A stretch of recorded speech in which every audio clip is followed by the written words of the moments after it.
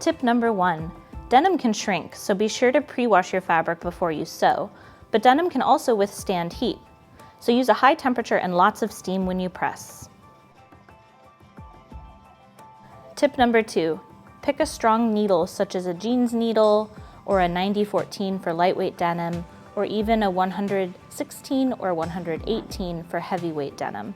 To avoid breaking your needle while you sew, manually turn your sewing machine wheel while sewing over multiple layers, such as on waistbands and on crotch seams.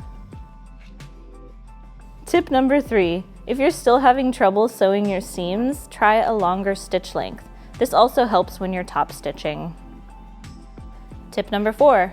All-purpose polyester thread works really great with denim, but if you want to add any top stitching details, pick up a top stitching thread or even an upholstery thread. These threads are thicker, so your top stitching will stand out. But remember, you can use regular thread in your bobbin and just use the top stitching thread for your needle. Tip number 5. There are a few things to consider for finishing seams on denim projects. Flat-felled seams give a professional look. You might also want to press seams open in areas that might get too bulky, such as the crotch and shoulder seams. Also, using a wide hem, about 3/4 of an inch or wider, will help reduce wrinkles on your denim garment, so consider adding some extra room at the hem.